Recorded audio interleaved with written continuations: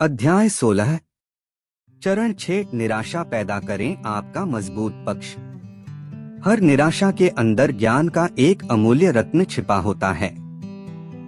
जब मैंने marine corps छोड़ दी तो अमीर पिताजी ने सिफारिश की कि मुझे एक ऐसी नौकरी मिल जाए जो मुझे बेचना सिखाए। वह जानता था कि मैं शर्मीला हूँ और बेचना सीखना दुनिया का आखिरी काम था जो मैं करना चाहता था। 2 साल तक मैं अपनी कंपनी का सबसे खराब सेल्समैन था। मैं किसी डूबते हुए आदमी को जीवन रक्षक नहीं बेच सकता था। मेरा शर्मिलापन न केवल मेरे लिए बल्कि उन ग्राहकों के लिए भी दुखद था जिन्हें मैं बेचने की कोशिश कर रहा था। उन 2 वर्षों में मैं अक्सर परिवीक्षा पर था और हमेशा नौकरी से निकाले जाने की कगार पर था। अपनी सफलता में कमी के लिए मैं अक्सर अर्थव्यवस्था, जिस उत्पाद को मैं बेचने की कोशिश कर रहा था, या यहाँ तक कि ग्राहकों को भी दोषी मानता हूँ। लेकिन अमीर पिताजी ने मुझसे कहा, जब लोग लंगड़े होते हैं तो उन्हें दोष देना अच्छा लगता है। उनका मतलब था कि निराशा से भावनात्मक दर्द इतना तीव्र होता है कि एक व्यक्ति दोष के माध्यम से उस दर्द को किसी और पर थोप देता है। बेचना सीखने के लिए मुझे निराशा का दर्द झेलना पड़ा, लेकिन बेचना सीखने की प्रक्रिया में मुझे एक अमूल्य सबक मिला। निराशा को देनदारी के बजाय संपत्ति में कैसे बदला जाए। जब भी मैं ऐसे लोगों से मिलता हूँ जो कुछ नया करने से डरते हैं, तो ज्यादातर मामलों में इसका कारण उनके निराश होने का डर होता है। वे डरते हैं वे गलती हो सकती है या अस्वीकृत हो सकता है। यदि आप वित्तीय फास्ट ट्रैक की ओर अपनी यात्रा शुरू करने के लिए तैयार हैं, तो मैं आपको सलाह और प्रोत्साहन के वही शब्द पेश करता हूं जो अमीर पिताजी ने मुझे तब दिए थे जब मैं कुछ नया सीख रहा था। निराश होने के लिए तैयार रहें। उनका यह आशय सकारात्मक था, नकारात्मक नहीं। उनका मानना था कि यदि आप निराशा के लिए तैयार हैं, तो आप उस निराशा को संपत्ति में बदल सकते हैं। अधिकांश लोग निराशा को एक दीर्घकालिक दायित्व में बदल देते हैं। आप इसे तब नोटिस करते हैं जब वे कहते हैं, मैं ऐसा दोबारा कभी नहीं करूंगा, या मुझे पता होना चाहिए था कि मैं असफल हो जाऊंगा। जिस तरह हर समस्या के अंदर एक अवसर छिपा होता है, उसी तरह हर निराशा के अंदर ज्ञान का एक अमूल्य रत्न छिपा होता है। जब भी मैं किसी को यह कहते हुए सुनता हूँ, मैं फिर कभी ऐसा नहीं करूँगा, मुझे पता चलता है कि मैं किसी ऐसे व्यक्ति को सुन रहा हूँ जिसने सीखना बंद कर दिया है। वे निराशा को अपने ऊपर हावी होने दे रहे हैं। निराशा ने उनके चारों ओर एक सुरक्षात्मक दीवार खड़ी कर दी है, बजाय इसके कि वे आगे बढ़ सकें। अमीर पिता ने मुझे गहरी भावनात्मक निराशाओं से निपटने का तरीका सीखने में मदद की। वह कहते थे, स्वनिर्मित अमीर लोगों की संख्या कम होने का कारण यह है कि बहुत कम लोग निराशा को सहन कर सकते हैं। निराशा का सामना करना सीखने के बजाय वे अपना जीवन उससे बचने में बिता देते हैं। अमीर डैडी का मानना था कि निराशा सीखने का एक महत्वपूर्ण हिस्सा है। जिस प्रकार हम अपनी गलतियों से सीखते हैं, उसी प्रकार हम अपनी निराशाओं से चरित्र प्राप्त करते हैं।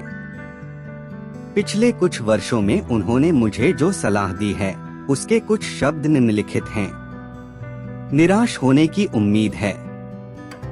अमीर डैडी अक्सर कहा करते थे, केवल मूर्ख ही यह उम्मीद करते हैं कि सब कुछ उनके इच्छानुसार हो।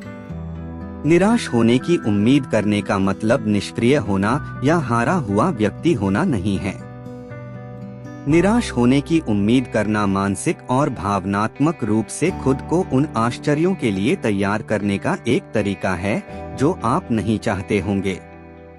भावनात्मक रूप से तैयार रहकर आप उस समय शांत और प्रतिष्ठित रह सकते हैं जब चीजें आपके अनुसार नहीं चल रही हों।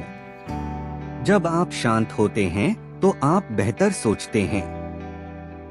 पिछले कुछ वर्षों में मैं बेहतरीन नए व्यावसायिक विचारों वाले कई लोगों से मिला हूँ। उनका उत्साह लगभग 1 महीने तक रहता है और फिर निराशा उन्हें कमजोर करने लगती है। जल्द ही उनका उत्साह है कम हो गया और आपने उन्हें केवल यही कहते हुए सुना, यह एक अच्छा विचार था लेकिन यह काम नहीं किया। यह वह विचार नहीं है जो काम नहीं करता। यह निराशा थी कि अधिक मेहनत करनी पड़ी। उन्होंने अपनी अधीरता को निराशा में बदलने दिया और फिर उन्होंने निराशा को खुद पर हावी होने दिया।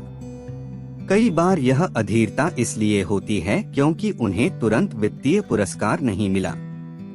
व्यवसाय के मालिक और निवेशक किसी व्यवसाय या निवेश से नकदी प्रवाह देखने के लिए वर्षों तक इंतजार कर सकते हैं, लेकिन वे इस ज्ञान के साथ इसमें आगे बढ़ते हैं कि सफलता में समय लग सकता है।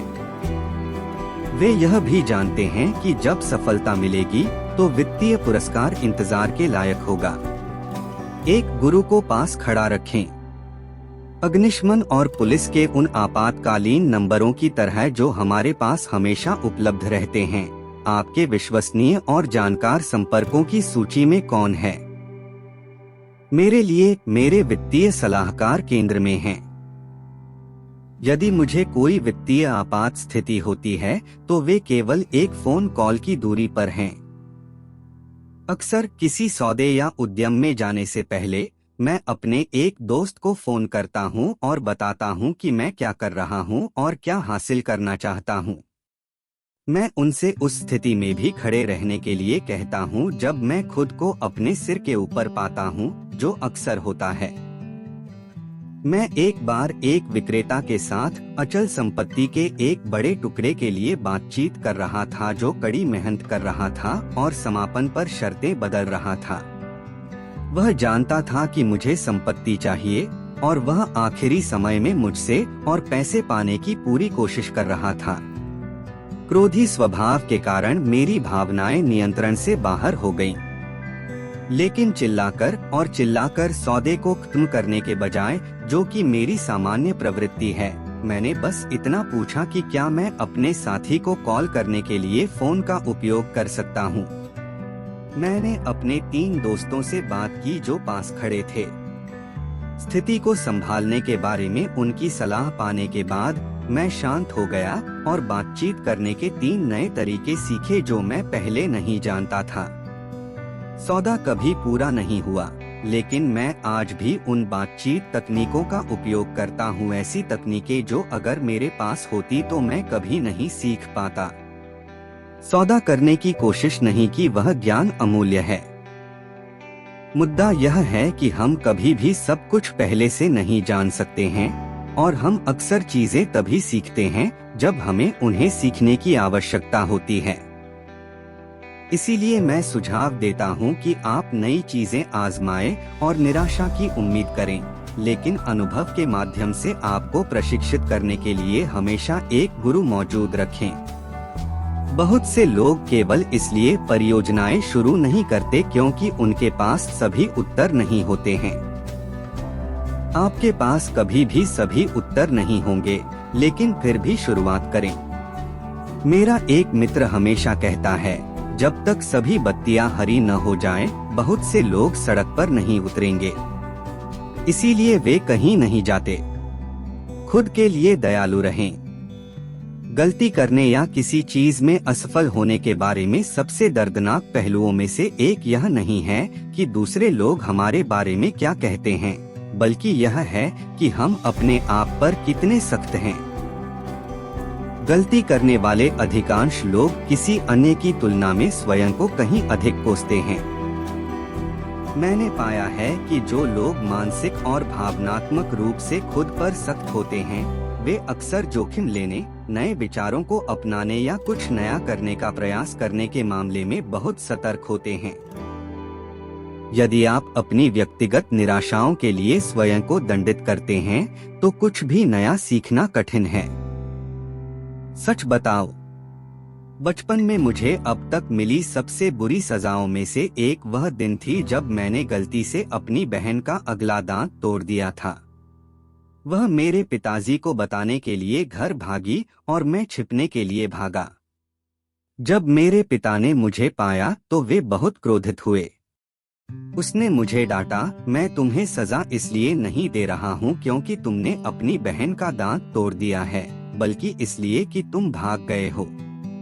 आर्थिक रूप से कई बार ऐसा हुआ है कि मैं अपनी गलतियों से भाग सकता था, लेकिन भागना आसान रास्ता निकालना है।